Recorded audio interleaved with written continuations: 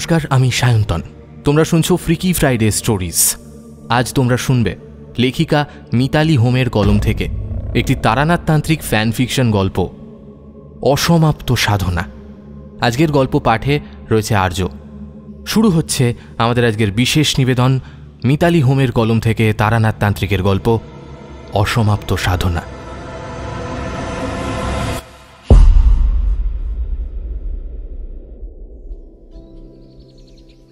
আজ অফিস ছুটির পর বাড়ি ফিরতে গিয়ে পথে এক বয়স্ক লোককে দেখলাম বই বিক্রি করছি।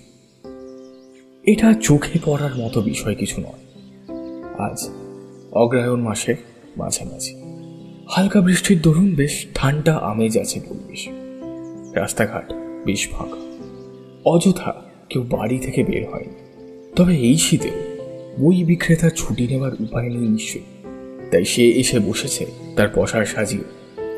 আমি ওনার দোকানের লাগোয়া একটা চায়ের দোকানে দাঁড়িয়ে চা খেতে খেতে ওনার দুর্ভাগ্যের ব্যাপারে ভাবছিলাম। দুবার ওনার চোখে চোখ পড়ার পর হাত কুচলে উনি এগিয়ে এলেন আমার দিকে। সুযোগ বুঝে আমাকে পাকড়াও করলেন। বাবু বাবু কটা বই নেবেন বাবু?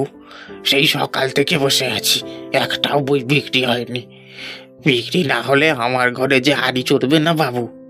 ওনার কথা শুনে খুব খারাপ লাগলো। এই বয়সে এত কষ্ট করে পেট চালাতে হয়। আমি জিজ্ঞেস করলাম, এই বয়সে এত কাজ করছেন যে, আপনার সন্তান নেই? পাল্লায় 60, দুটো মেয়ে আছে। আপনাদের আশীর্বাদে বিয়ে করে দুজনেই সুখে সংসার করছে। বই দোকানি কথাগুলো হেসে বললে ওনার ভেতরের কষ্টটা ওনার চোখ বলে দিল। আমার কষ্ট হলো ওনার জন্য। একটা ছেলে থাকলে হয়তো এতটা কষ্ট করতে হতো না ওনার এই বয়সে। আমাদের সমাজে মেয়ের বাবা হওয়াটা বড়ই কষ্টের। আমি নিজে মেয়ের বাবা হয়ে যখন ওর বিয়ের কথা ভাবি, তখন নিজেকে বড়ই অসহায় লাগে। দোকানির ডাকে চিন্তায় ছেদ পড়ল। বাবু কি বই যে নেব? সব বই দেখতে দেখতে কয়েকটা বই বেছে নিলাম। একটা লেসার ডিজাইনের বইয়ে চোখ পড়তে চারির কথা মনে পড়ল। যে কটা বই পেলাম নিয়ে নিলাম চারির জন্য।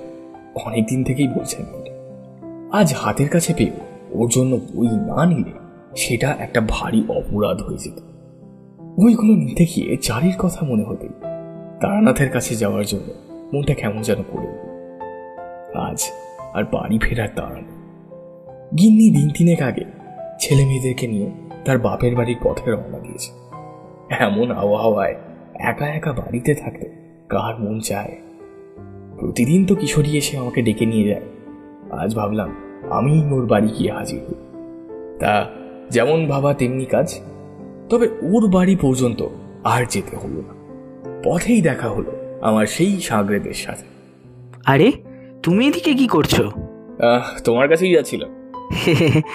এ তো আমার পরম সৌভাগ্য। চলো চলো, গরিবের ঘরে একটু পায়ের ধুলো নিয়ে নাও। তোমার বাড়িতে আড্ডা দেওয়ার থেকে বরং চলো দুজন মিলে। আমার কথা শেষ হতে না হতেই কিশোরী বলে উঠল, মটলেনে যাবে তো? সত্যি বলতে কি, আমিও সেই মতলবেই তোমার কাছে যাচ্ছিলাম। এমন পরিবেশ তারানাথ ছাড়া একদম অসম্পূর্ণ থেকে যায়। আহা, সাথে চারির হাতের গরম গরম চা আর মুড়ি মাখাটা বাদ দিলে যে। হ্যাঁ, তা আজ ট্রামে যাবে নাকি তেলে ভাজা খাবে? তেলে ভাজাই হোক, তুমি কি বলো? আজকে ঠান্ডা আবহাওয়ায় হাঁটতে কিন্তু মন্দ লাগবে না। সাথে আবার হালকা কুয়াশা। শীঘ্রই দুজনে একতলা বাড়ির টিনের সাইনবোর্ডের সামনে এসে দাঁড়ালাম।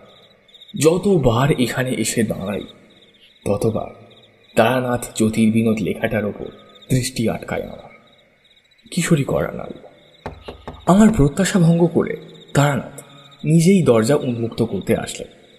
ওনার মুখ দেখে বেশ চিন্তান্বিত বলে মনে হলো। আমি জিজ্ঞেস করলাম, কি হয়েছে? শরীর ঠিক নেই? আমার শরীর ঠিকই আছে। তবে নিশ্চয়ই মনের ব্যামো। কিশোরীর মস্করা শেষ হওয়ার আগে তারানাথ কটমট করে কিশোরীর উপর নজর রাখল। মুখে বলল, 2 দিন ধরে চারির জ্বর, বিছানা থেকে উঠতে পারছে না। ও আচ্ছা, তাই আজও দরজা খুলতে এলো না। অধিকাংশ সময় সেই তো আসে দরজা খুলতে। আজও তাই আশা করেছিলাম। ঘরে এসো। না, আজ তবে থাক। আপনি চারিকে নিয়ে ব্যস্ত হবেন, আমরা না হয় অন্যদিন আসবো। তার দরকার নেই, একটু আগেই চারি ঘুমিয়েছে। এখন আমার তেমন কাজ নেই। তোমাদের সাথে দুটো কথা বললে আমার মনটা বরং একটু হালকা হবে। একা একা চারি চিন্তায় আর ভালো লাগছে না। কিশোরী চোখের ইশারায় আমাকে ভেতরে যেতে বলল। তখন না বুঝে মস্করা করে এখন সে অনুতপ্ত। সন্তানের অসুখ হলে এক বাবার মনের ওপর দিয়ে যে কি ঝড় বয়ে যায় তা আমি নিজে জানি। সেই সন্তান যদি আবার চারির মতো তারানাথের সংসারের প্রাণবিন্দু হয় তাহলে তো আর কোনো কথাই নেই। আমি আর দ্বিমত না করে ঘরে প্রবেশ করলাম। ছোট ঘরে ঢুকে আমাদের চিরপরিচিত সেই তক্তপোষে আসন গ্রহণ করলাম আমরা দুজন। তারানাথ দরজা বন্ধ করে রান্নাঘরের দিকে অগ্রসর হতেই আমি ঠাকুরমশাইকে বাধা দিয়ে বললাম, ঠাকুরমশাই, আমাদের জন্য ব্যস্ত হবেন না, আপনি বরং এখানে এসে বসুন, আপনারও তো বিশ্রামের প্রয়োজন নাকি? তারানাথ মৃদু হেসে বললেন, সত্যিই বড় ক্লান্ত লাগছে, একটু চা হলে ভালো হয়। তোমাদের উদ্দেশ্য করে আমারও কপালে একটু জুটে যাবে, এই আর কি। তারানাথের যুক্তি শুনে আর বাধা দিলাম না ওনাকে, কিন্তু মনে মনে বেশ অস্বস্তি অনুভব করতে শুরু করলাম একজন বৃদ্ধকে ব্যতিব্যস্ত করে তোলার জন্য। আমার মনের ভাব অনুমান করে কিশোরী ধূমপানের সামগ্রী এগিয়ে দিয়ে আমার অশান্ত মনকে শান্ত করার প্রয়াস করল। একটু পরেই গলা খাকারি দিতে দিতে তারানাথ ঘরে প্রবেশ করল। তার হাতে দেখলাম 3 পেয়ালা চা। গলা খাকারি দেওয়ার কারণটা আশা করি আর খুলে বলার প্রয়োজন নেই এখানে। কিশোরী তার হাতে ধরে রাখা তেলে ভাজার ঠোঙাটা এগিয়ে দিল আমাদের দিকে। সেদিকে দৃষ্টি যেতেই তারানাথ বললেন, দাঁড়াও, একটু মুড়ি আনি। তার আর দরকার নেই, আমাদের পেটে তেমন জায়গা আর ফাঁকা নেই, এই দিয়েই দিব্য সান্ধ্যভোজ হয়ে যাবে। আপনি যদি চান কিছু শোনাতে পারেন, না হলে কোনো অসুবিধা নেই। চারির অসুস্থতায় আজ শ্রীহরির অবস্থা ভালো মতো অনুভব করতে পারছি। আমি আর কিশোরী দুজনে মুখ চাওয়াচাবি করলাম। এই নাম তো আগে কখনো তারানাথের মুখে শুনিনি। কিশোরী এসেই যা একটা কাণ্ড ঘটিয়ে ফেলেছে, তারপর আর নতুন কিছু বলার সাহস পেল না। তারানাথের যা মানসিক অবস্থা, এই সময় তাকে বিরক্ত করা ঠিক হবে না। আমাদের মনের ভাব বুঝতে পেরে তারানাথ বললেন, শ্রীহরির পরিচিতি দেওয়ার আগে আরও কিছু ঘটনা তোমাদের বলতে হবে, নাহলে এই গল্পের মাথা মুন্ডু কিছু বুঝতে পারবে না। আমাদের বহু প্রতীক্ষিত সময় যে আসন্ন তা বুঝতে বেশি দেরি হলো না। তেলে ভাজায় একটা কামড় বসিয়ে ভালো করে বসলাম। তারানাথ তার চায়ে লম্বা একটা চুমুক দিয়ে তার গল্প শুরু করল। বীরভূমের শ্মশানের মাতু পাগলির কথা তো তোমাদের বহু আগেই বলে রেখেছি। এই ঘটনাটা তার বেশ কিছুকাল পরের। তখনও মধুসুন্দরী দেবীর আবির্ভাব ঘটেনি আমার জীবনে। গুরুর সন্ধানে তখনও ঘুরে বেড়াচ্ছি। কোপাই নদীর ধারে একদিন এমনি বসে আছি। গোধূলি লগ্নে নদী তীরে এক সন্ন্যাসীর দেখা পেলুম। নির্জন এক কালী মন্দিরে ধ্যানে বসে আছেন। কাছে গিয়ে প্রণাম করলুম। তাতে তাঁর কোনো হেলদোল নেই। যেমন চোখ বন্ধ করে বসেছিলেন সেভাবেই বসে থাকলেন। কিছুক্ষণ অপেক্ষা করে চলে গেলুম সেদিন। পরদিন সকালে গিয়ে আর ওনাকে দেখতে পেলাম না। সন্ধ্যার সময় আবার দেখতে পেলাম সেই মন্দিরে। সেদিনেও কোনো সাড়া পেলাম না। পরের কদিন দূর থেকে ওনার উপর লক্ষ্য রাখলাম। কম সাধু সন্ন্যাসী তো দেখিনি। মাতু পাগলির অভিজ্ঞতা আমাকে একটু সজাগ করলেও তখনও তন্ত্র সাধনার ইচ্ছা মন থেকে ত্যাগ করতে পারিনি। সদ্গুরুর আশায় তখনও ঘুরে বেড়াচ্ছি। এভাবেই কত ধরনের সন্ন্যাসীর দর্শন পেয়েছি তার কিছুটা তোমাদের ইতিপূর্বেই বর্ণনা করেছি। কদিন পর্যবেক্ষণ করে বুঝলাম সাধক ভীষণ ধূর্ত, তার সাথে বদমেজাজি, বদরাগী এবং একটু খ্যাপাটে গোছের মানুষ। সেটা আমার কাছে মুখ্য বিষয় নয়। আসল কথা হলো তার সত্যিই কোনো জ্ঞান আছে কিনা। পুরনো স্মৃতিরোমন্থন করতে করতে একটা মৃদু হাসির রেখা ফুটে উঠে মিলিয়ে গেল তারানাথের ঠোঁটের কোণে। কিছু সময় চুপ থেকে তারানাথ আবার শুরু করল। জ্ঞানের অভাব তার নেই। তন্ত্র সাধনার ব্যাপারে অনেক কিছু তিনি জানেন ঠিকই, তবে কি জানো তো, সিদ্ধি লাভ সকলের হয় না। চোখের সামনেই তো তার জলজ্যান্ত প্রমাণ তোমরা দেখতে পাচ্ছ। কথাটা বলে তারানাথ তার নিচের দিকে ইশারা করল। সিদ্ধি না করলে তাকে গুরু বানিয়ে কি লাভ? এখানে লাভ লোকসানের কথা তো হচ্ছে না, হচ্ছে জ্ঞানের। তবে তার যে কোনো শক্তি ছিল না তা বলতে পারবো না। লুকিয়ে লুকিয়ে যখন তাকে দেখতুম তখন ওনার অনেক কাজে তার প্রমাণ পেয়েছি। সেটা কীরকম? গল্প বলার সময় বারবার ফুট কেটো না তো বাবু। আমি তো আর বানিয়ে বানিয়ে তোমাদের গল্প শোনাতে বসিনি যে সব কত বছর আগের ঘটনা সব মনে করতেও তো সময় লাগে। ওনার সেসব কাজের কথা শুনে তোমার কাজ নেই। যা বলছি সেটা বরং শোনো। তারানাথের মাথা বেশ গরম হয়েছে বুঝে আমি বললাম, আরে ঠাকুরমশাই, আপনি বলুন তারপর কি হলো? এখন অবশ্য মনে হয় উনি আমাকে দেখানোর জন্য এই চমৎকারগুলো করতেন। আমি ভাবতুম বটে উনি আমাকে দেখতে পাচ্ছেন না আসলে, কিন্তু উনিও জানতেন আমি ওনাকে লক্ষ্য করছি। আপনার এরকম মনে হওয়ার কারণটা কি? বিশ্বাস তো করো না, আমার কথা তো তোমাদের গাঁজাখুরি মনে হয়। বললাম তো একবার, গল্পের মাঝে ফুট কাটবে না। অত বুঝে কাজ নেই তোমার। পুরো ঘটনাটা শোনো, নিজেই বুঝে যাবে। তারানাথের এহেন উত্তরে কিশোরী দেখলাম একটু ক্ষুণ্ণ হল। আমি পরিস্থিতি সামাল দিতে আবার বললাম, ঠাকুরমশাই আপনি বলুন তারপর কি হলো? আপনি দীক্ষা পেলেন? কিশোরীর মনের অবস্থা বুঝে তারানাথ বলল, যে সব ভেলকি বলতে পারো। সন্ধ্যাবেলা যখন লুকিয়ে ওনাকে দেখতাম তখন মাঝে মধ্যে দেখতে পেতাম ধ্যানমগ্ন অবস্থায় উনি শূন্যে ভেসে উঠতেন। কখনো ওনার ধ্যানমগ্ন অবস্থার পিছন থেকে এক দিব্যজ্যোতি নির্জন নিঝুম মন্দিরটাকে আলোকিত করে দিত, যেন উনি মানুষ নন, বিশালাকার এক জোনাকি। কিছুদিন পর তখন গ্রীষ্মের সময় বেলার দিকে গাছতলায় চোখ মুদে শুয়ে আছি। সেই সাধক এসে আমাকে ডাকলেন। কে কে লোকে লোকে আমার পর নজর রাখছিস কেন?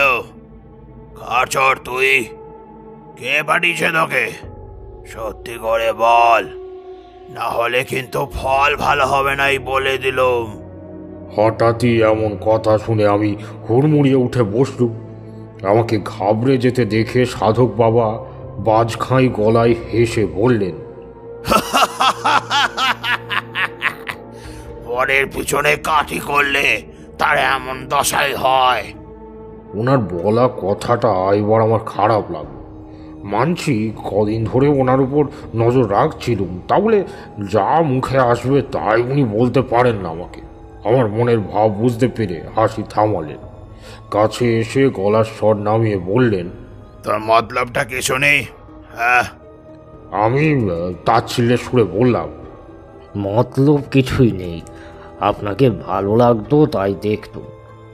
আমার কথা শুনে আশেপাশের হাওয়া কাঁপিয়ে হেসে উঠলেন সাধু।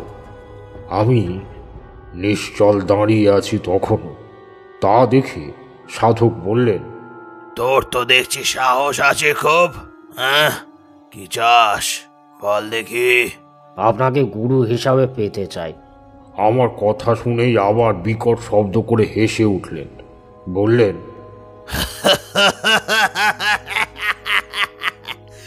একেবারে গাছের মগ ডালে উঠতে চাস দেখছি। আঙুল ধরতে দিয়েছি বলে একেবারে কোলে উঠে পড়ছিস দেখছি। হ্যাঁ, কি জানিস আমার ব্যাপারে? আমাকে গুরু হিসাবে যে চাইছিস কেন? কি পেতে চাস? কিসের কামনা তোর? তেমন বিশেষ কিছু কামনা নেই, তন্ত্র সাধনা করতে ভালো লাগে তাই। তুই তো দেখছি মহাপুরুষ। কামনা বাসনা ছাড়া মানুষ হয় নাকি? হ্যাঁ, তেমন বিশেষ কিছু চাহিদা নেই আমার। গুরুর সন্ধানে ঘুরছি, কিন্তু কেউ আমাকে শিষ্যরূপে গ্রহণ করতে চাইছেন না। সবাই বলে তোর কপালে আমার কথা শেষ হওয়ার আগেই উনি আমাকে হাত দেখিয়ে থামিয়ে বললেন, রে, তোর কপালে ভোগ লেখা আছে, তাই তো? আপনি তো সর্বজ্ঞ বাবা, আপনার চরণে ঠাঁই দিয়ে আমার পথ প্রদর্শন করুন। বাড়ি কোথায় তোর? কে কে আছে ঘরে? বাড়ি তো ত্যাগ করেছি, তাই সেখানে কে কে আছেন সে কথা অবান্তর। আচ্ছা, থাকতে পারবি আমার সাথে? এই পথ কিন্তু সোজা নয়। আগে কখনো এমন সাধনা অভিজ্ঞতা আছে তোর? হ্যাঁ, খুব পারবো, একবার সাথে নিয়েই দেখুন না। আগেও আমি বীরভূমের শ্মশানে সাধনা করেছি। চল চল তবে আমার সঙ্গে। তবে তবে একটা কথা মনে রাখবি, বেশি জানার ইচ্ছা আমি একদম পছন্দ করি না। আমার ব্যাপারে কোনো প্রশ্ন করবি না, আর অনুমতি না নিয়ে সঙ্গ ছাড়তে পারবি না। যদি শর্ত ভঙ্গ করিস তবে তুই ধ্বংস হয়ে যাবি। আমি তোকে ধ্বংস করে দেব। এখনো সময় আছে, ভেবে নে। একবার আমার সাথে পথে নামলে ফেরার পথ কিন্তু বন্ধ হয়ে যাবে তোর। আমি এক সাধনা করছি, সেটা সফল হলে তারপর তোকে আমি মন্ত্র দেব। আমাকে খুশি করতে পারলে আখেরে লাভ তোরই হবে। যদি যেতে রাজি থাকিস তবে আজ থেকে আমি যা বলবো সেটাই তোর জীবনের শেষ কথা হবে। এমন সুযোগ হাতে পেয়ে আমি কিছু না ভেবেই বলে দিলুম, আমি রাজি। আচ্ছা ঠাকুরমশাই, সাধকের এমন কথায় আপনার সন্দেহ হলো না? আপনিই তো বলতেন সৎ সন্ন্যাসীর গুরু হওয়ার লালসা থাকে না, তবে ইনি তো নিজে থেকেই আপনাকে সাথে নিতে চাইছেন। সন্দেহ যে আমার হয়নি তা নয়। যে সময় কেউ আমাকে সঙ্গে নিতে চাইছেন না, সংসার ধর্ম পালন করার উপদেশ দিয়ে সবাই তাড়িয়ে দেয়, ইনি তো তাও আমাকে সাথে নেবেন বলেছেন। সাধু সঙ্গে কিছু জ্ঞান তো লাভ হবে, এটাই বড় কথা। চললাম ওনার সঙ্গে। এক স্থানে বেশি দিন থাকেন না, যেখানে যান সেখানে গিয়ে নিজে সাধনায় বসে যান। আমার কাজ হয় আশেপাশের গ্রাম থেকে আমাদের দুটো পেট চালানোর অন্য সংস্থান করা। রাতে ফিরে ভাতে ভাত ফুটাইয়া সাধকের ফাই ফরমাস খাঁটি। আমাকে সঙ্গে আনার ফলে সাধক তো একজন বিনা পয়সার চাকর পেলেন, আমি কিছুই পেলাম না। সন্ন্যাসী হতে গিয়ে শেষমেশ সন্ন্যাসীর চাকর আর ভিখারিতে পরিণত হলো। যত দিন যায় ততই যেন দুঃখী হয়ে পড়ি। সাধক যে কী সাধনা করছেন তাও জানি না। সে সময় অত অভিজ্ঞতা আমার হয়নি। ওনার শর্ত অনুযায়ী আমি সে ব্যাপারে জিজ্ঞেস করতে পারবো না। মাঝে মাঝেই অদ্ভুত সব জিনিস আনার হুকুম করে বসেন। এবার কিশোরীর দিকে তাকিয়ে নিজেই বললেন, কি যে সব জিনিস তা জিজ্ঞেস করো না। সেসব শুনলে তোমাদের বমিও উঠে আসতে পারে, তাই সেসব জিনিসের নাম ঊর্ধ্ব থাকাই ভালো। তারানাথের এহেন আচরণে কিশোরী মনে মনে যেন একটু প্রসন্ন হলো। তারানাথ সেদিকে ভ্রুক্ষেপ না করে বলে চলল, এভাবেই প্রায় মাস খানেক চলল। আমার উদ্দেশ্য কিছুই সফল হচ্ছে না দেখে আমার মন বড় খারাপ, কিন্তু কিছু করার নেই। না বলে চলে গেলে সাধক আমাকে ছেড়ে দেবেন না, সেই ভয়ে মুখ বুজে কাজ করে যাচ্ছি। প্রায় 1 মাস শেষ হতে যায়। একদিন গভীর রাতে ঘুম ভেঙে দেখি সাধক বাবা জঙ্গলের দিক থেকে ফিরছেন। ওনার পিছন পিছন অতিকায় জোনাকির মতো কিছু একটা আলো উড়ে এলো। সাধক বাবা সেই আলোকে উদ্দেশ্য করে বললেন, তোকে এত করে বোঝালাম, তবুও শুনলি না আমার কথা? হ্যাঁ, সব জেনে বুঝে এসেছিস যখন, তখন থাক বন্দি এখানে। কথাটা বলেই কমণ্ডলু থেকে হাতে জল নিলেন। কিছু একটা মন্ত্র পাঠ করে নিজের থেকে একটু ব্যবধানে একটা গণ্ডি কাটলেন। পরের বার মন্ত্র পাঠ করে জল ছিটিয়ে দিলেন সেই আলোর উদ্দেশ্যে। অমনি সেই আলো যেন যন্ত্রণায় ছটফট করতে লাগলো সেই গণ্ডির ভেতর। সাধক বাবা উল্লাসিত হয়ে বললেন, কে, কেমন বুঝলি? এত সাধারণ একটা নমুনা দেখালাম আর কিছু দেখবি নাকি? হ্যাঁ, আলোটা গণ্ডির ভেতরেই নিচে পড়ে গেল নিস্তেজ হয়ে। সাধক আবার সেই আলোকে উদ্দেশ্য করে বললেন, ঠিক আছে, ঠিক আছে, ছেড়ে দেব। তবে তবে আমার একটা কাজ তোকে করে দিতে হবে। কিছুক্ষণের নীরবতা শেষে আবার কমণ্ডল থেকে জল ছিটিয়ে দিতেই যেন সেই আলো উঠেই ছেড়ে দেওয়া কেঁদে বাঁচি বলে দৌড় দিল। আমি চোখ মিটি মিটি করে সব দেখলাম বটে, তবে প্রকাশ করলুম না কিছুই। সাধক বাবা খুব স্বাভাবিকভাবেই নিজের স্থানে গিয়ে শুয়ে পড়লেন। পরদিন সকালে অন্য সংস্থানের জন্য বের হতে যাচ্ছি। সাধক বাবা বাধা দিলেন, বললেন, আজ থেকে আর তোকে বের হতে দেব না ভিক্ষা করতে। কেন বাবা? এক মুহূর্তে মনে হলো গত রাতে সব ঘটনা সাধক বাবা জেনে গেছেন। সাধক বাবা চোখ রাঙিয়ে আমাকে ধমকে উঠলেন, মনে নেই আমার সাথে চলার সত্য? আমি যেটা সিদ্ধান্ত নেব সেটাই শেষ কথা। মনে পড়ল ওনার প্রথম শর্ত, ওনাকে কখনো প্রশ্ন করা যাবে না। মনে মনে এটা ভেবে কান না পেল যে এতদিন তবে বেকার বেকার ওনার ফাই ফরমাস খেটে এলুম, শেষে কিনা শূন্য হাতে ফিরে যেতে হবে। আমার অবস্থা দেখে আরও কড়া সুরে আদেশ দিলেন, এখনই সব জিনিস ঘটিয়ে নে। ছল ছল চোখে সামনে দাঁড়িয়ে আছি দেখে আরও রেগে গেলেন। কে? কথাটা কানে গেল না বুঝি? হ্যাঁ, নাকি? পায়ের কাছে আগের রাতে রান্না করার একটা চেলা কাঠ পড়েছিল, সেটা হাতে তুলে নিয়ে আমার দিকে তেড়ে এলেন। হঠাৎ কেন এমন ব্যবহার শুরু করলেন কিছুই বুঝতে পারলুম না। বুঝলুম ইনিও মাতু পাগলির থেকে কিছু কম যান না। না জানি এবার কোথায় নিয়ে ফেলবেন এই পাগল সাধক। আমার আসন্ন বিপদের প্রহর গোনা শুরু করলুম তখন থেকে। যা গিয়ে দুজনের জন্য সব জিনিস গুটিয়ে নে এক্ষুনি। কোনো মতে নিজেকে ওনার হাত থেকে রক্ষা করে পথের জন্য দরকারি জিনিস গুছিয়ে নিলুম। সাধু সন্ন্যাসীর কত জিনিস আর গুছানো থাকতে পারে তা নিশ্চয়ই আন্দাজ করতে পারছো তোমরা। সে বিষয়ে বিশদে না বললেও চলবে। আমি আর কিশোরী মুখে কিছু না বলে শুধু সম্মতি সূচক মাথা নাড়লাম মাত্র। আসলে আমাদের ধারণাই নেই সাধু সন্ন্যাসীর দরকারি কি জিনিস থাকতে পারে। তারা তো সংসারের মোহমায়া ত্যাগ করেছে। অনেক সন্ন্যাসীকে দেখেছি তারা শীতে গরম পোশাক বা আচ্ছাদন কিচ্ছু ব্যবহার করেন। সে যতই শীত পড়ুক না কেন, তারা না এখন পুরোপুরি গল্পের মধ্যে ঢুকে গেছে। এখন তাকে বাধা দিলে আবার খেঁটে উঠবে।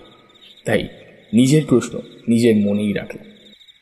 কিছু সময়ের মধ্যেই সাধক বাবা বের হয়ে পড়লেন পথে।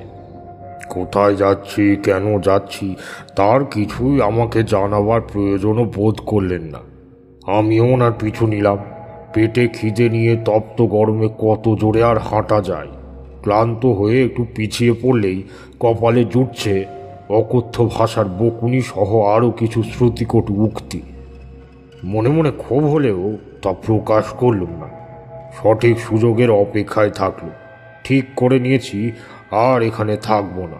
যে করেই হোক পালিয়ে যেতে হবেই আমাকে। তারপর যা হবে দেখা যাবে।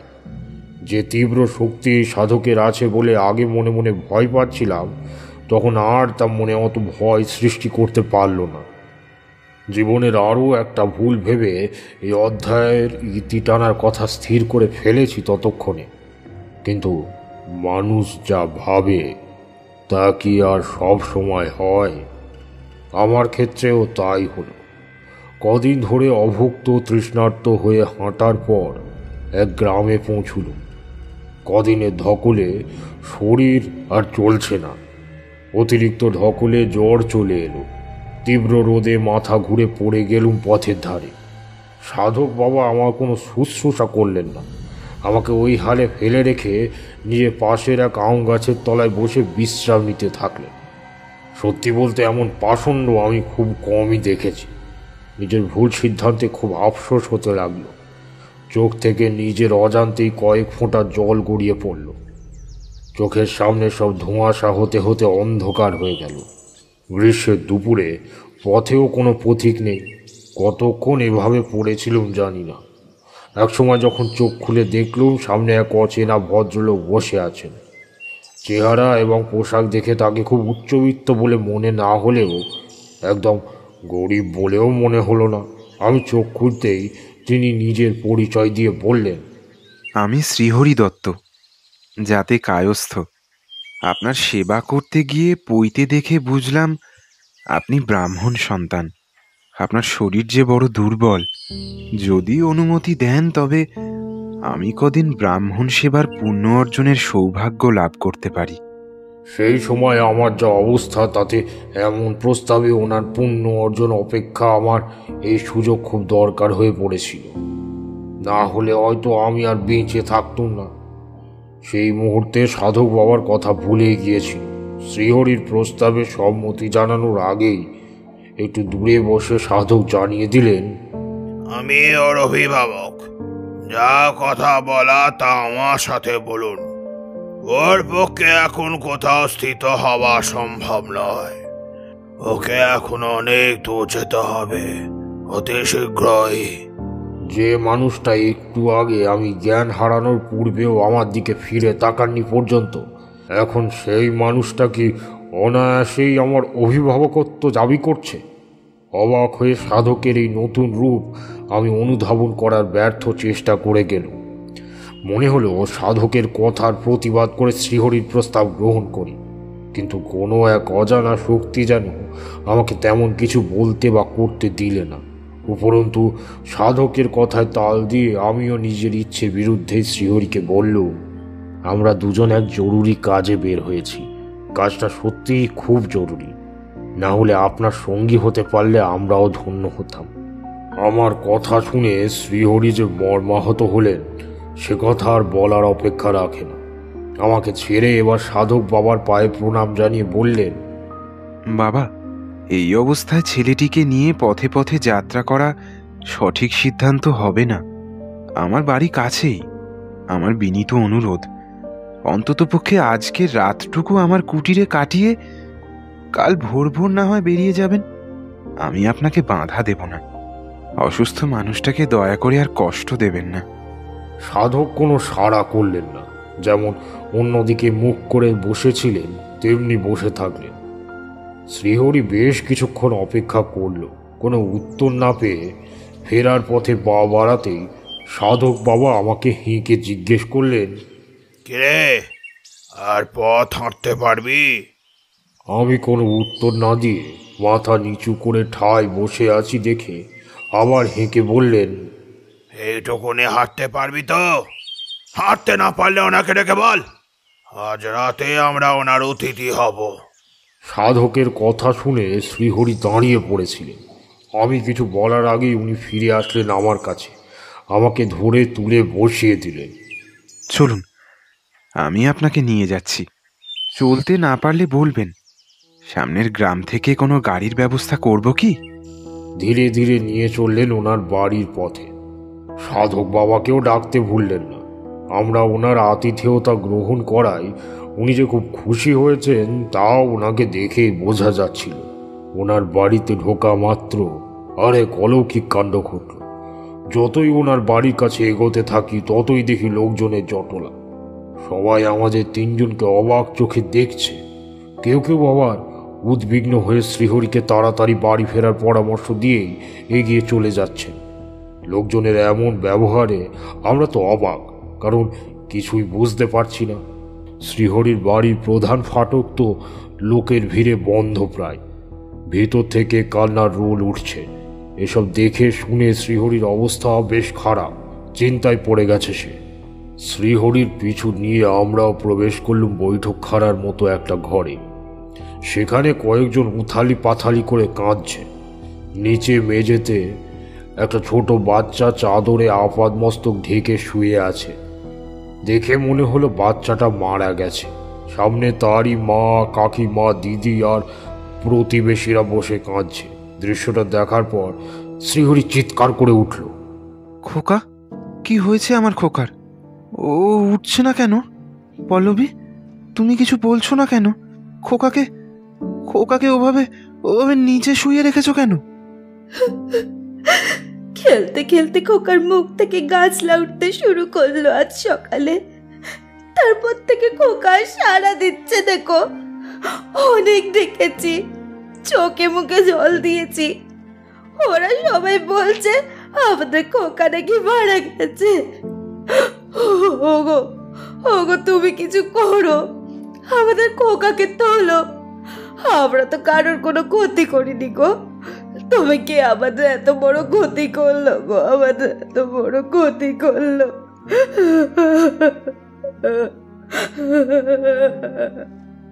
স্ত্রী পল্লবীর কথা শুনে ছেলেকে কোলে তুলে নিয়ে অনেক ঝাঁকালো শ্রীহরি। ডাকলো অনেকবার, কিছুতেই কোনো ফল হলো না। ছেলের নিথর দেহ কোলে নিয়ে কাঁদতে থাকলো অসহায় বাবা। উপস্থিত পুরুষেরা এসে শ্রীহরিকে সান্ত্বনা দিতে থাকলো। সাধক বাবা এতক্ষণ নীরবে সব দেখছিলেন। এগিয়ে এসে ছেলের কপালের মাঝে আঙুল রেখে কিছু দেখলেন। হঠাৎই চিৎকার করে বলে উঠলেন, এ ছেলে এখনো মরেনি, ওকে বাঁচানো যাবে। সবাই এই ঘর থেকে বেরিয়ে যাও। আমি একা থাকবো ছেলের সাথে।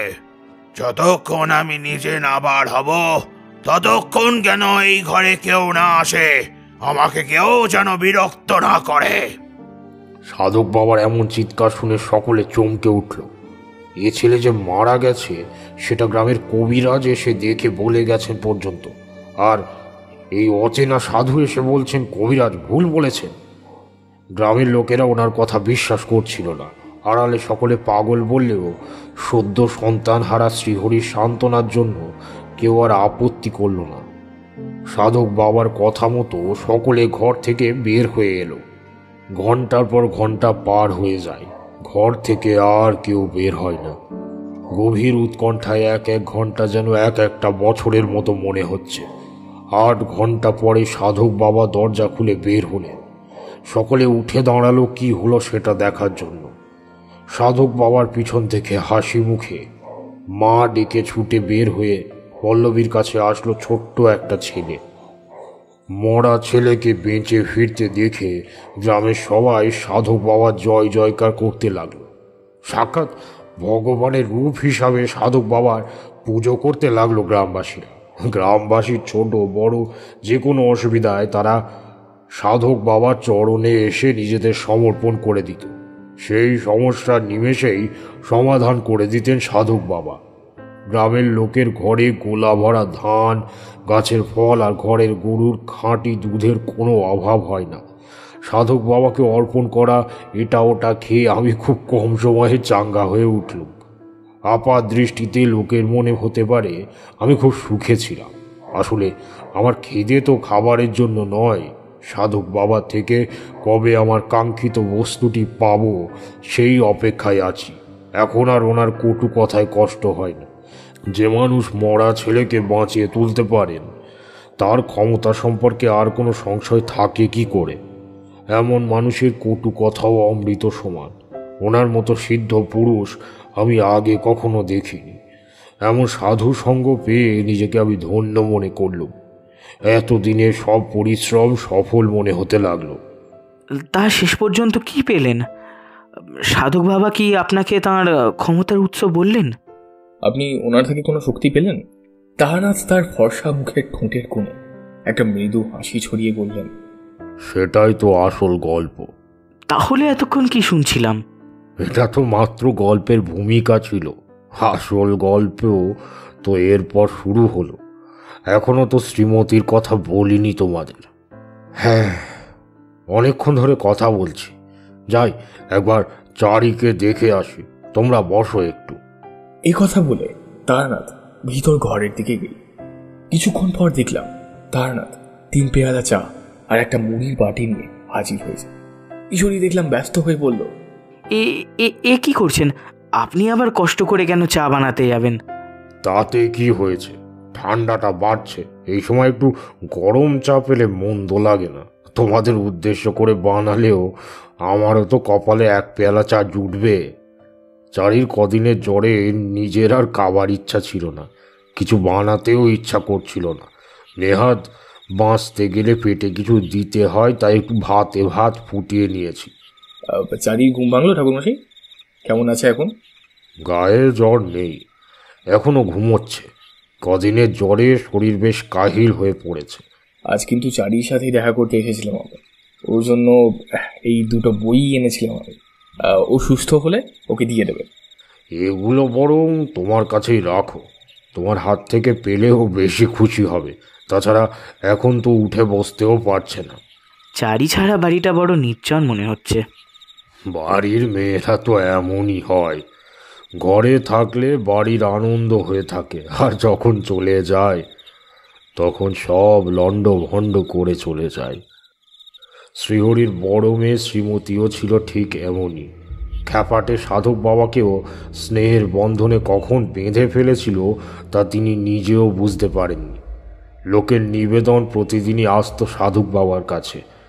গাছের প্রথম ফল হোক বা পুকুরের সব থেকে বড় মাছ, গ্রামবাসীরা সাধক বাবার কাছে দিয়ে যেতেন। এ তো স্বয়ং ঈশ্বরের কাছে নিবেদন করা সমান। সাধক বাবা অবশ্য গরুর দুধ ব্যতীত আর কিছুই স্পর্শ করতেন না। বাকি সব কিছুই চালান হতো শ্রীহরির অন্দরমহলে। এসব দেখত শ্রীমতী। কখনো সে নিজে এসেই সেসব দ্রব্য নিয়ে যেত। একদিন সে তার রান্নাবাটির থালায় কিছু নিয়ে এসে সাধক বাবাকে বলল, আমি তোমার জন্য একটা জিনিস এনেছি, তুমি নেবে? তুই আবার কি এনেছিস? আগে বলো, যা এনেছি সেটা তুমি নেবে? কি এনেছিস তে? শ্রীমতী সাধক বাবার হাতে একটা অর্ধেক নারকেল মালা এগিয়ে দিল। তাতে কিছুটা কয়লার সাদা ছাই গোলা জল আছে। সাধক বাবা সেটা দেখেই রেগে গেলেন। মস্করা করছিস আমার সাথে? জানিস জানিস না আমি কে? হ্যাঁ, এতটুকু একটা মেয়ে, তোর সাহস কি করে হলো আমাকে ছাই দেবার? হ্যাঁ, তুই জানিস আমি চাইলে তোকে এই মুহূর্তে তোকে ছাই করে দিতে পারি। ছলো ছলো চোখে শ্রীমতীর সামনে দাঁড়িয়ে সাধকের কথা শুনে মুখে বলল, আমি তো তোমার জন্য পায়েস করে এনেছিলাম, তোমার এটা ছাই মনে হলো? অনেক দুঃখে কথা কটা বলে ধীর পায়ে চলে গেল শ্রীমতী। মেয়েটা কষ্ট পেয়েছে দেখে আমি কাছে ডেকে বললাম, তুই যেটা বানিয়েছিস সেটা রান্নাবাটি খেলার পায়েস। সাধক বাবা তো পুতুল নয়, মানুষ। আসল পায়েস বানাতে দুধ, চিনি আর চাল লাগে। পরদিন দেখলাম শ্রীমতী একটা গ্লাস হাতে নিয়ে দাঁড়িয়ে আছে। আমি জিজ্ঞেস করলাম, কি এনেছিস? শ্রীমতী বলল, দাদুর জন্য পায়েস এনেছি। আমি অবাক হলাম। বাঙালি ঘরে তো পায়েস বাটিতে দেওয়া হয়। আমি কিছু বলার আগেই সে তার সাধক দাদুকে দেখে দৌড়ে চলে গেল। সাধক বাবার আগত স্বরেই বললেন, কি হয়েছে, কিছু বলবি? নিষ্পাপ শ্রীমতী তার ছোট্ট হাতে ধরা গ্লাসটা এগিয়ে ধরল সাধক বাবার দিকে। সাধক বাবা একবার উঁকি মেরে দেখলেন। গ্লাসে ভরা দুধ দেখে ওর হাত থেকে গ্লাসটা হাতে নিলেন। শ্রীমতী বলল, খেয়ে দেখো, এটা আমি বানিয়েছি। এক চুমুক খেয়ে থুথু করে ফেলে দিলেন। তেলে বেগুনে জ্বলে উঠে তাড়িয়ে দিলেন শ্রীমতীকে। আমার সাথে রোজ রোজ ইয়ার্কি করার সাহস পেলি কোত্থেকে? কাল ছাই গুলে এনেছিলিস আর আজ দুধে নুন গুলে এনেছিস? হ্যাঁ, এমন বজ্জাত মেয়ে আমি জীবনে দেখিনি। আমি নুন দিইনি দাদু, আমি তো বেশি করে চিনি। চুপ, একদম চুপ। তুই তো খুব বেয়াদব মেয়ে, ভুল করে আবার মুখে মুখে তর্ক করছিস।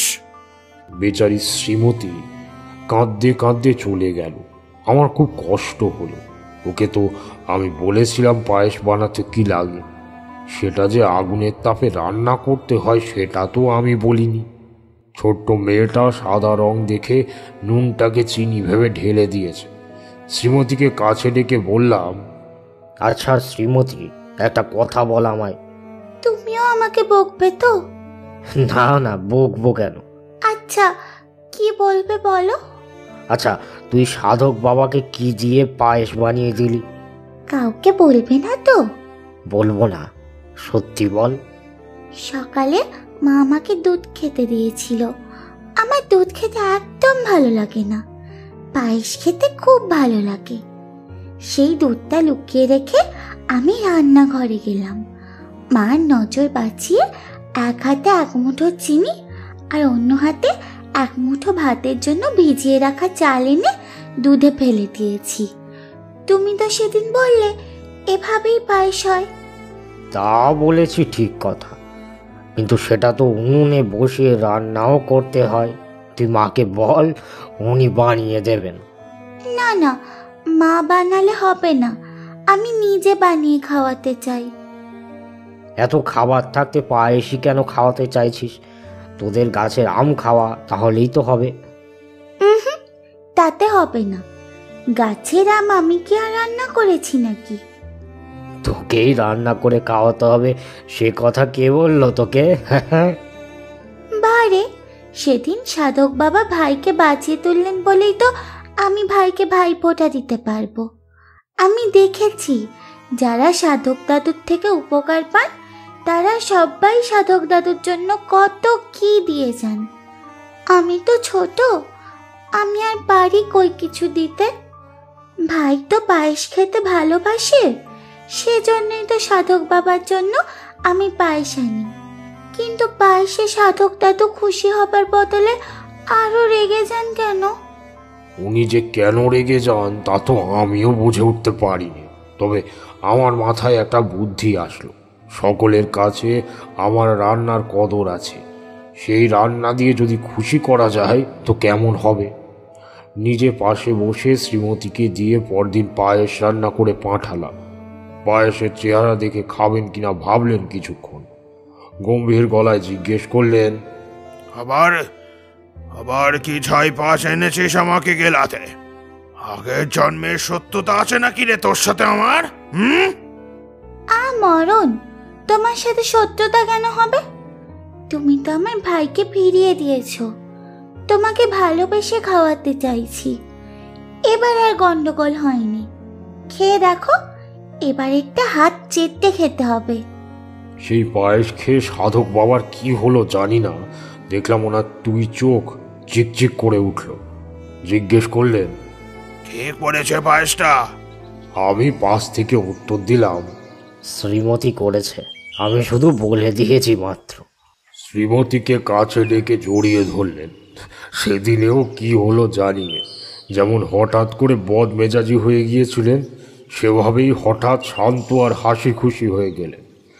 আগামী কয়েকটা দিন খুব ভালোভাবেই কাটলো আমাদের সকলে। সে কদিন আর আমার সাথেও খারাপ ব্যবহার করলেন না। সেদিন থেকে শ্রীমতী সাধক বাবার মা হয়ে গেল, আর আমাদের সাধক বাবা হলেন শ্রীমতীর ছেলে দাদু। শ্রীমতীর সাথে খেলার জন্য রোজ সকালে মুখিয়ে থাকতেন সাধক বাবা। শ্রীমতী আসলে ওদের মা বেটার কাণ্ড দেখে দিব্য কেটে যেত সকালটা। পরে একদিন গল্প করতে করতে আমাকে বলেছিলেন, তারানাথ, সন্ন্যাসীর পিছু টান থাকতে নেই, তবু মানব জন্মে মায়ের প্রতি একটা আলাদা টান থেকে যায়। খুব ছোট্ট বয়সে মাকে হারিয়েছি। মা আমাকে ভালোবেসে ভাবে পায়েস করে দিতেন। সেই মা আমার ফিরে এসছে শ্রীমতী হয়ে। জানিস তো, মা যদি বেঁচে থাকতো তবে হয়তো আমি এই বাউন্ডলে জীবনে ঢুকতাম না রে। জীবনে বড় ভুল করতে যাচ্ছিলাম একটা। শ্রীমতী হয়ে ফিরে এসে মা আমাকে সেই ভুল গড়া থেকে বাঁচাতে চেয়েছিল, কিন্তু আমি বুঝতে পারলাম না। তাই হয়তো আমার মা আমাকে ছেড়ে চলে গেল। শ্রীমতী মরে যাবার পর এসব কথা বলেছিলেন। শ্রীমতীর মৃত্যুর একটা অলৌকিক ঘটনা আছে, সেটা বলছি, শোনো। সেদিন সকাল থেকেই সাধক বাবা অস্থির হয়েছিলেন। সকাল থেকে শ্রীমতী একবারও তার ছেলে দাদুর কাছে এলো না। আমরা যেখানে থাকতুম সেখান থেকে শ্রীহরির অন্দরমহল খুব একটা দৃশ্যমান ছিল না। একটু বেলা বাড়তেই আমাকে পাঠালেন শ্রীহরির কাছে শ্রীমতীর খোঁজ নিতে। আমি বললুম, আর কিছুক্ষণ দেখুন, ঠিক চলে আসবে শ্রীমতী। নারী তারানাথ, খুব বড় একটা বিপদ আসছে। কেমন বিপদ? সে পরে বলবো, তুই আগে যা, আবার মায়ের খবর নিয়ে আয় তো। আমি গিয়ে দেখলুম বাড়ি কেমন যেন নিস্তব্ধ হয়ে আছে। কয়েকবার ডাকার পর শ্রীহরি বের হয়ে এলো। চোখে মুখে চিন্তার ছাপ স্পষ্ট। আমি জিজ্ঞেস করলুম, কিছু হয়েছে নাকি? সকাল থেকে শ্রীমতীকে একবারও দেখতে পেলাম না যে। তার তো কাল রাত থেকে খুব জ্বর এসেছে, রাত থেকে এখনো চোখ খোলেনি, গা জ্বরে পুড়ে যাচ্ছে, কিছুতেই কমছে না। আমি এখন সাধক বাবার কাছেই যাচ্ছিলাম। আগেরবার ওনার কৃপায় ছেলেটাকে ফিরে পেয়েছি। মরা মানুষকে উনি বাঁচিয়ে তুলতে পারেন।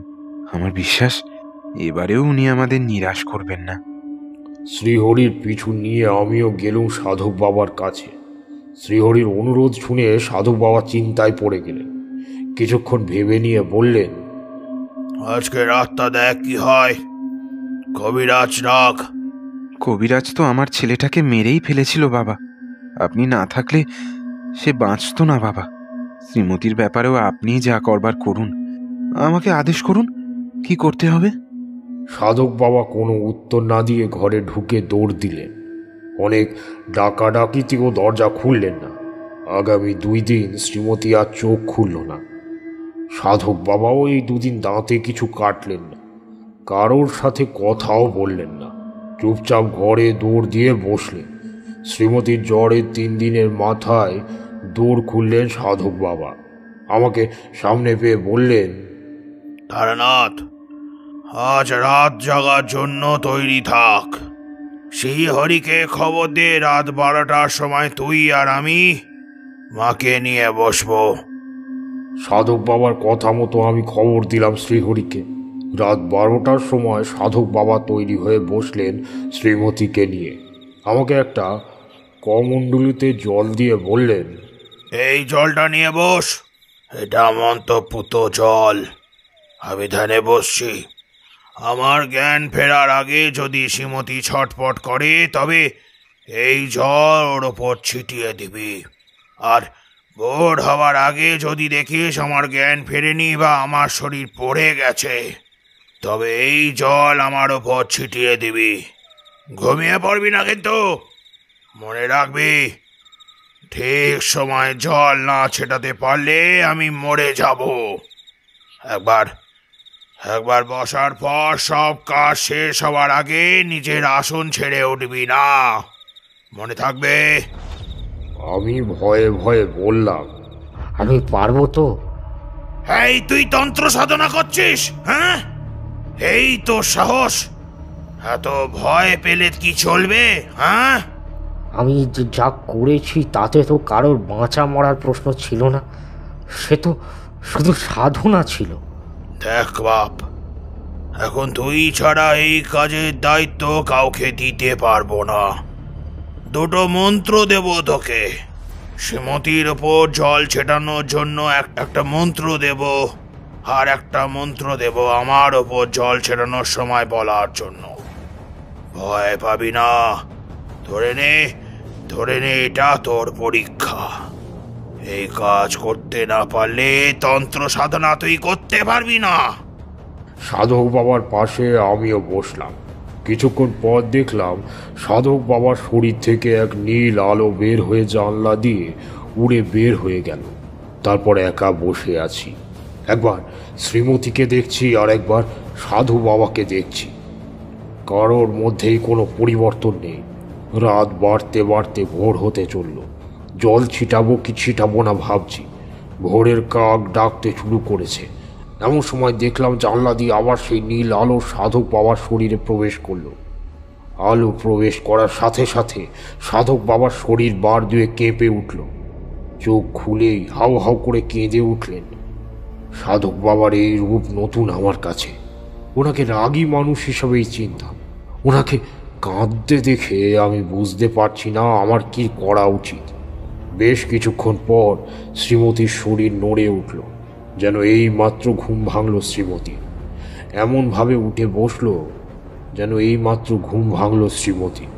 সাধক বাবাকে এভাবে কাঁদতে দেখে কাছে এসে চোখের জল মুছিয়ে বলল, কি হয়েছে ছেলে দাদু, তুমি এভাবে কাঁদছো কেন? আমার জন্য? দেখো, আমি তো ঠিক হয়ে গেছি এখন। কেঁদো না, লক্ষ্মীটি। শ্রীমতীর কথা শুনে তাকে জড়িয়ে আরও কিছুক্ষণ কাঁদলেন সাধক বাবা। তারপর কি যেন ভেবে শ্রীমতীকে বললেন, মায়ের কাছে যা, এই 2 দিন মায়ের কাছ থেকে আলাদা হবি না। মা যা বলবে তুই তাই শুনবি। শ্রীমতী সাধকের কথা মতো চলে গেল। আমি সাধক বাবাকে একা পেয়ে সেদিন প্রথম সাহস করে জিজ্ঞেস করলুম, শ্রীমতী তো সুস্থ হয়ে গেছে, তবে আপনি এভাবে কাঁদছেন কেন? ওরে, ও আর থাকবে না রে তারানাথ, ও আর থাকবে না। আর মাত্র 2 দিন বাকি আছে ওর জীবনে। কোনো শক্তি আর ওকে ধরে রাখতে পারবে না। এবার একবার মা হারা হয়ে যাব আমি। এসব কি বলছেন? অযথা ভয় পাচ্ছেন আপনি। এখন তো দিব্যি সুস্থ আছে শ্রীমতী। ওসব চোখের ভুল। মরার আগে মানুষ যেমন সুস্থ হয়ে যায়, এ তেমনই ব্যাপার। আমি যা বলছি তা অন্যথা হবে না। 2 দিন পর রাত 11টা 5 মিনিট 36 সেকেন্ডে বাবার আমাদের ছেড়ে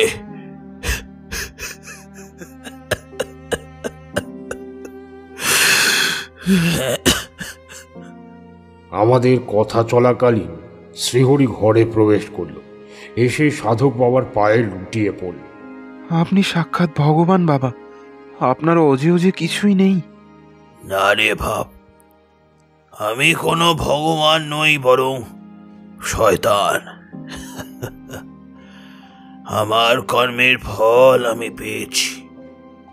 জীবনে যা কেউ কখনো কোনোদিন পায় না, তা আমি পেয়েও হারালাম। আপনি কি বলছেন? শ্রীমতী তো ঠিক আছে?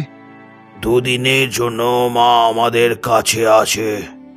এরপর একে একে তোমার বাকি সন্তানের পালা। শিহরি, তৈরি থেকো। এসব আপনি কি বলছেন বাবা? আমার সন্তানেরা কেন বাবা? কার কি ক্ষতি করেছি আমি? আপনি থাকতে আমার সন্তানদের এমন পরিণতি কখনোই হতে পারে না। আপনি তো আমাদের ভগবান। যদি কোনো বিপদ এসেও থাকে, তবে তার থেকে মুক্তির উপায় নিশ্চয়ই আপনার কাছে আছে। উপায় একটা আছে বটে, তবে তুই কি সেটা করতে পারবি? আমার পরিবারের জন্য আমি সব করতে পারবো বাবা। আপনি আমাকে শুধু উপায়টা বলুন। শোন, তবে আমি তোকে কিছু আচার বলছি, তোকে সাধনা করতে হবে। মন্ত্র আমি তোকে সঠিক সময় জানিয়ে দেব, তুই শুধু সাধনায় বসবি। সাধনা? কেন? কিসের সাধনা? এখন সাধনাই একমাত্র পরিত্রাণের উপায়। এই সাধনা সিদ্ধি লাভ করতে পারলেই তোর পরিবার রক্ষা পাবে। কেউ অশুভ শক্তিকে কাজে লাগিয়েছে তোর পরিবারকে ধ্বংস করতে। আমি আর তারানাথ থাকবো তোর সাথে। তারানাথ এটা থেকে তোর মন্ত্র শিক্ষা শুরু। তৈরি থাকবি। এতদিন অপেক্ষার পর সাধক বাবা আমাকে তন্ত্র সাধনার অনুমতি দিচ্ছেন। এতে আমি খুশি হব নাকি শ্রীমতীর মৃত্যুর শোক করব বুঝে উঠতে পারলাম না। সাধক বাবার বলার সময় সব কিছুর আয়োজন করে 3 জনে বসলাম নিজ নিজ আসনে। সাধক বাবার বলা মন্ত্র উচ্চারণ করে একে একে সব আচার পালন করতে লাগলো শ্রীহরি। 3 দিন এভাবেই চলল। শ্রীমতীর মৃত্যু হয়েছে সাধক বাবার বলা সময়ে। সন্তান হারানোর শোক পালন করার সময়টুকু পায়নি শ্রীহরি। বাকি সন্তানদের রক্ষার্থে মন বসাতে হয়েছে সাধনায়। শ্রীহরির মন শান্ত হলে 3 দিন পর কিছু মন্ত্র উচ্চারণ করার সময় শ্রীহরি বলে উঠল, এ তো পীতাম্বরী দেবীর সাধনার মন্ত্র। এই সাধনা আমাকে দিয়ে কেন করাচ্ছেন বাবা? তবে যে সেদিন আমার সামনে তন্ত্র সাধনার কথা স্বীকার করলি না যে বড়, হ্যাঁ? করিনি, কারণ সে আমার জীবনের এক কলঙ্কিত অধ্যায়। সেসব আমি ভুলে যেতে চাই। ও পথে আর কখনোই যাব না স্থির করেছি। এখন শুধু আপনার আদেশে আমার সন্তানদের রক্ষার্থে আমি সাধনায় বসতে রাজি হয়েছি বাবা। সব জানি আমি। তন্ত্র সাধনার জ্ঞান যে তোদের দুজনেরই আছে তাও আমি জানি। এখন মা পীতাম্বরী পারেন তোর মনোবাঞ্ছনা পূর্ণ করতে। সাধনাতে দেবী তুষ্ট হলেই উনিই পারবেন দমন করতে সেই অশুভ শক্তিকে যে তোর পরিবারের ক্ষতি করতে চাইছে। দেবীর আশীর্বাদ সর্বপ্রকার শত্রুদের দমন করা সম্ভব, সেই মানব শরীরধারী হোক কি অশরীরী। সাধক বাবার কথা শুনে আশ্বস্ত শ্রীহরি আবার মনোনিবেশ করল তার সাধনায়। আমি আরও একবার সাধক বাবার অসীম শক্তির প্রমাণ পেলাম। চলল পীতাম্বরী দেবীর আরাধনা। আমাকে সাধক বাবা বললেন, শিখে রাখ তারানাথ, মনে রাখবি জীবনে যখনই কোনো শত্রুকে দমন করতে পারবি না তখন একমাত্র পীতাম্বরী দেবীর আরাধনা করবি। উনি চাইলে কোনো শত্রুই তোর কোনো ক্ষতি করতে পারবে না, সে যতই শক্তিশালী হোক না কেন। শ্রীহরির সাধনা যত এগোতে থাকলো ততই সাধক বাবার শরীর অসুস্থ হতে লাগলো। একসাথে অনেক বাদুর ঘরের ওপর দিয়ে উড়ে বেড়াতে শুরু করলো, যেন ওরা ঘরটাকে ঘিরে ধরেছে। ঝোপঝাপ শব্দে ঘরের চালে কিছু পড়তে শুরু করলো।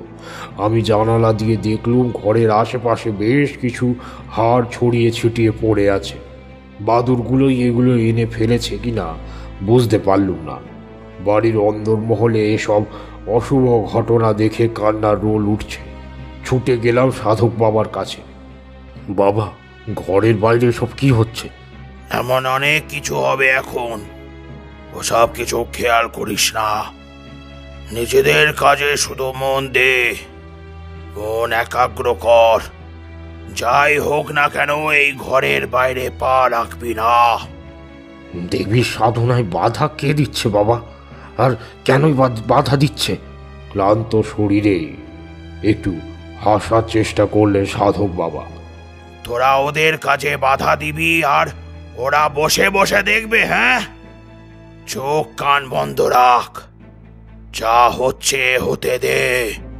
শ্রীহরি সাধনা শেষ হলে সব নিজে থেকেই ঠিক হয়ে যাবে, না সবে সব শত্রুর। সাধক বাবার শারীরিক অবস্থার অবনতি দেখে আমি একসময় বললুম, বাবা, আপনার শরীর যে ক্রমে খারাপ হচ্ছে, আপনি শ্রীহরিকে সমস্ত আচার বুঝিয়ে দিয়ে ঘরে চলুন বিশ্রাম নিতে। এবার আমার বিশ্রামের দিন শুরু হবে, এটাই আমার শেষ কাজ। ওনার কথার অন্তর্নিহিত অর্থ সেদিন বুঝতে পারিনি, আজ বুঝি। ক্রমেই সাধক বাবার শরীর আরও খারাপ হতে থাকলো। বললেন, যতক্ষণ না শ্রীহরির সাধনা সফল হচ্ছে ততক্ষণ আমরা কেউ এই স্থান ত্যাগ করতে পারবো না। আমাকে বাঁচাতে গেলে শ্রীহরি পুরো পরিবার মারা যাবে। ওদের সকলের জীবন সুরক্ষার জন্য আবার একটা জীবন শেষ হবার ভালো। আপনি নিজের জীবনকে একটা জীবন কেন ভাবছেন বাবা? আপনার দ্বারা যাদের জীবন বাঁচে তাদের জীবনও তো আপনার সাথে জড়িত। এতগুলো জীবনের বদলে নিজের পরিবারের প্রাণ আমার চাই না বাবা। তোরা আমাকে চিনিস না ছেলে। আমরা যা জানি সেটাই যথেষ্ট। জানিস না রে বাপ, তুই যে এর আগে তন্ত্র সাধনায় মন দিয়েছিলিস তখনকার কথা তোর মনে আছে? হ্যাঁ, ক্ষমা করবেন বাবা, আমি তো আপনাকে আগেও বলেছি, সেই সময়ের কথা আমি আর মনে করতে চাই না। গুরুকে এত ঘেন্না করিস তুই? হ্যাঁ? সাধক বাবার কথা শুনে চমকে উঠল শ্রীহরি। গুরুর ওপর রাগ করে তন্ত্র সাধনা ছেড়েছে তেমন কথা তো সে কাউকে কখনো বলেনি। সাধক বাবা অবশ্য সর্বজ্ঞ, ওনার অজানা কিছুই নেই। এই ভেবে শ্রীহরি স্বাভাবিক হয়ে বলল, আপনি তো সবই জানেন বাবা, আপনার অজানা তো কিছুই নেই। আপনিই বলুন, গুরুদেব যা চাইছিলেন তা কি করে করি? তন্ত্র সাধনা করে যে শক্তি পাব তার উপর নিয়ন্ত্রণ থাকবে শুধুমাত্র আমার গুরুর। সেই শক্তির ব্যবহার যদি আমার অনুচিত মনে হয় তবু কিছু বলতে পারবো না আমি। যে শক্তির ওপর আমার নিজেরই কোনো অধিকার থাকবে না সেই শক্তি লাভ করে করব কি? সাধনা করব আমি, আর তার সুবিধা ভোগ করবে অন্য কেউ, তাও আবার আমার শক্তি কাজে লাগিয়ে শুধুমাত্র টাকা রোজগারের জন্য। এই কেমন বিচার বাবা? এতে তো যে কোনো নির্দোষ মানুষেরও ক্ষতি হতে পারে। খুব ঘেন্না করিস তোর সেই গুরুকে না? আচ্ছা আচ্ছা, তোর সেই গুরুদেবকে এখন দেখতে পেলে চিনতে পারবি? হ্যাঁ, খুব পারবো, কিন্তু ওনার সামনে আর দাঁড়াতে চাই না কখনো। ওনাকে গুরু মেনে ঈশ্বরের পরের স্থানে বসিয়েছিলাম, কিন্তু উনি যা করলেন তারপর আর ওনাকে গুরুর স্থান দেওয়াও সম্ভব নয়। কথাটা শুনে সাধকের ঠোঁটের কোণে মৃদু একটা হাসির রেখা ফুটে উঠেই আবার মিলিয়ে গেল। এতদিন তোর বাড়িতে আছি, তাও বুঝতে পারলি নে? চিনতেও পারলি নে? সাধক বাবার কথার মর্মার্থ বুঝে শ্রীহরি ভ্যাবাচাকা খেয়ে গেল। সে বিশ্বাস করতে পারছে না। হ্যাঁ রে বেটা, আমি সেই পাপী। তুই যখন আমার কথা অমান্য করে চলে এলি, তখন আমার তোর ওপর খুব রাগ হয়েছিল। আর শুধু রাগ নয়, আমার অপমানের প্রতিশোধ নিতে চেয়েছিলাম তোর কাছ থেকে। অনেক দিন ভেবে পাইনি কি করব তোর সাথে। অনেক কিছু চেষ্টা করে দেখলাম, কিন্তু সফল হতে পারলাম না। সময়ের সাথে সাথে রাগটা একটু চাপা পড়ে গিয়েছিল। তারানাথকে দেখে আবার সেই আগুনটা জ্বলে উঠল। এতদিন ধরে তারানাথকে পরীক্ষা করে দেখলাম, সে মাঝপথে পালিয়ে যাবে না তো। তোকে দিয়ে যে কাজ করাতে পারেনি, তা ওকে দিয়ে করাবো ভাবলাম। সাধনায় সিদ্ধি লাভ যোগ থাকলেও ওর কপালে সংসার লেখা আছে। যতই তারানাথকে দেখি, ততই শ্রীহরির রাগটা গিয়ে ওঠে। শেষে সিদ্ধান্ত নিলাম, ডাকিনী সাধনা করব। সেই মতো তারানাথকে দিয়ে সব রকম সাজ সরঞ্জাম আনিয়ে বসলাম আমার সাধনায়। তারানাথের কপালের লিখনের জোরে সিদ্ধি লাভ করলাম এবার। দীর্ঘদিন পরে ডাকিনী সাড়া দিল আমার ডাকে। যে পরিবারের জন্য শ্রীহরি আমার সঙ্গ ত্যাগ করে সংসারী হয়েছিল, সেই পরিবারকে ধ্বংস করে দেব বলে স্থির করলাম। এই সাধনা ঝুঁকি আছে। অন্যের ক্ষতি করাতে পাঠানোর পর সেই শক্তি যদি তা করতে না পারে বা বাধা পায়, তবে সাধকেরই ক্ষতি হবে। প্রথমে নিশানা করলাম শ্রীহরির ছোট ছেলেকে। আমার পাঠানো ডাকিনী শক্তি তোর ছেলেকে মেরে ফেলেছিল প্রায়। আমার সাধনা সিদ্ধি লাভের পর বের হয়ে পড়লাম পথে। তারানাথের ভাগ্য আমার সহায়, অথচ ভাগ্যের এমন পরিহাস যে এই তারানাথ অসুস্থতার জোরেই আবার মুখোমুখি হলাম শ্রীহরির। ভেবেছিলাম আমাকে দেখে চিনে ফেলবে শ্রীহরি, তাই প্রথমে ওর সামনে কথা বলিনি, মুখ ফিরিয়েছিলাম ওর থেকে। এতদিন বেশ অনেকটা সময় কেটে গেছে। আমার চেহারার পরিবর্তন হয়েছে অনেকটা। শ্রীহরি তখন তারানাথকে সুস্থ করতে এতটাই বদ্ধপরিকর ছিল যে আমার দিকে সেভাবে নজর করেনি।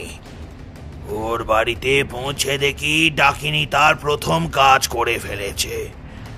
তখনই আবার অন্য বুদ্ধি খেলে গেল মাথায়। আমার অপমানে প্রতিশোধ নিজের চোখে দেখবার লোভ সামলাতে পারলাম না। তৎক্ষণাৎ স্থির করলাম শ্রীহরি ছেলেকে বাঁচিয়ে তুলতে এখানে থেকে দেখব শ্রীহরির শেষ পরিণতি। সব কিছু আমার পরিকল্পনা মতোই হচ্ছিল, শুধু বাঁধ সাধল আমার মা। আমার মাকে আমি খুব ভালোবাসতাম। মা বেঁচে থাকলে আমি সংসার ত্যাগ করে তন্ত্র সাধনায় মন দিতাম না, এটা নিশ্চিত। আমি কিছুতেই এই পথে পা বাড়াতাম না। সেই মা আমার শ্রীমতীর রূপে ফিরে এলো। মায়ায় বাধা পড়ে ভুলে গেলাম শিহরির সাথে প্রতিশোধ নিতে গিয়ে শ্রীমতীর জন্য কি বিপদের জাল নিচে বুনে রেখেছি। যেদিন শ্রীমতীর জ্বর এলো সেদিন বুঝলাম প্রতিশোধ নিতে গিয়ে কি করে ফেলেছি আমি। এতদিনে আর ভুল শোধরানোর কোনো উপায় ছিল না। জীবনে দ্বিতীয়বার মাকে পেয়ে হারালাম নিজের ভুলে। গিয়েছিলাম শ্রীমতী প্রাণ ভিক্ষা করতে, লাভ হলো না। ওরা শ্রীমতীকে নিয়েই যাবে। বুঝলাম প্রায়শ্চিত্ত করতে হবে নিজের পাপে। যে ডাকিনীদের আমি জাগ্রত করেছি শ্রীহরির পরিবারকে ক্ষতি করার জন্য, তাদের বিরত করা এত সহজ নয়। অশুভ শক্তিকে দমন করার শক্তি কেবল আছে ঈশ্বরের। ও শত্রু তো আমি নিজেই। আমি আর কি করে পীতাম্বরী দেবী সাধনা করব? হ্যাঁ, তাই তো পীতাম্বরী দেবী সাধনা করতে বললাম শ্রীহরিকে। ওর ডাকি নিষ্ক্রিয় হবে আমার ডাকিনীরা। স্তব্ধ হতে হবে আমাকেও। নিজের নিশ্চিত মৃত্যু জেনেও শ্রীহরিকে দিয়ে কেন নিজের মৃত্যুর আয়োজন করলেন আমার হাতেই? আমাকে খনি বানালেন। শ্রীহরির মন এত চঞ্চল হয়ে পড়ল যে দেবীর সাধনায় আর মন বসাতে পারছে না। একদিকে চোখ থেকে জল পড়ছে আর অন্যদিকে হাতে আহুতি দিচ্ছে দেবীর নামে। কি মনে করে দেবী এই আহুতিতেই সন্তুষ্ট হলেন। বল হারিয়ে ওখানেই শুয়ে পড়লেন সাধক বাবা। নিস্তেজ শরীরে মৃদু কণ্ঠে শ্রীহরিকে শেষের আচার বুঝিয়ে দিয়ে চোখ বুঝলেন বাবা। ওনাকে বাঁচানোর কোনো চেষ্টাও করতে দিলেন না। সাধক বাবার মৃত্যুর স্মৃতিস্মরণ তাকে দেখলাম একেবারেই চুপ করিয়ে দিয়েছে।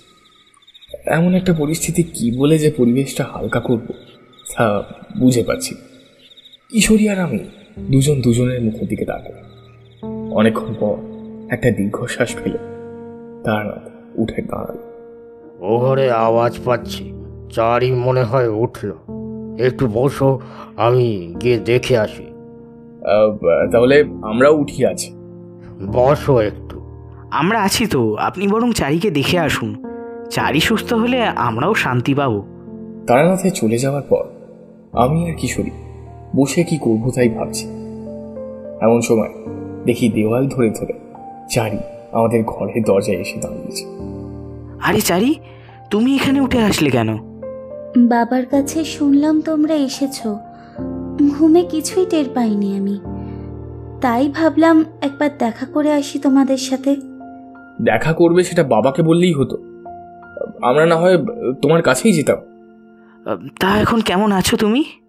জ্বরটা কমেছে একটু, তবে শরীর খুব দুর্বল। তার হবে না কেন? দুদিন ধরে খাওয়া তো বন্ধ করে রেখেছিস। এমন করলে কি আর চলবে চারিমা? তোমাকে এমন অবস্থায় দেখবো আশা করিনি। অসুখ তো হতেই পারে, তবে অসুখের সাথে লড়াই করার শক্তিও যে তোমাকেই যোগান দিতে হবে।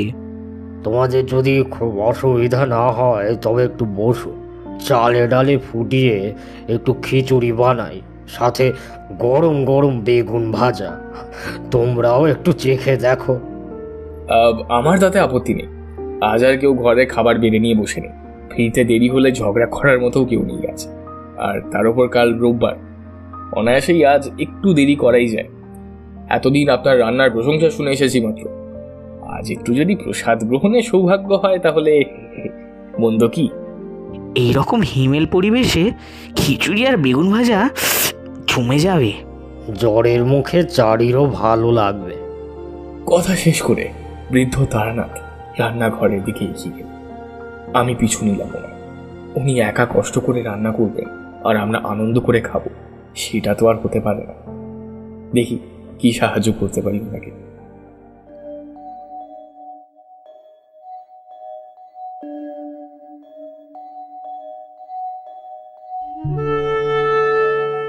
এতক্ষণ তোমরা শুনছিলে অসমাপ্ত সাধনা, রচনা মিতালি হোম, আজকের গল্প পাঠে ছিল আর্য, তারানাথ তান্ত্রিকের ভূমিকায় ছিল প্রীতম, অন্যান্য চরিত্রে ছিল ঋদ্ধি, নীল এবং তৃষা। গল্পের সূত্রধারও একটি বিশেষ ভূমিকায় ছিলাম আমি, সায়ন্তন। শব্দ সংযোজন, আবহ সঙ্গীত ও স্পেশাল এফেক্টসে ছিল রণজয়। এই গল্পের প্রচ্ছদ নির্মাণ করেছে পিক্সেলের থেকে সৌভিক ও অঙ্কিতা। কেমন লাগলো আজকের গল্পটা? যদি এই গল্পটা তোমাদের ভালো লেগে থাকে অবশ্যই ভিডিওটিকে একটি লাইক করে দিও। চ্যানেলটা সাবস্ক্রাইব করতে ভুলো না, বেল আইকনে ক্লিক করে দিও সমস্ত গল্পের আপডেট এবং নোটিফিকেশন সবার আগে পাওয়ার জন্য। আজকের মতো এখানেই শেষ করছি। নমস্কার, শুভরাত্রি।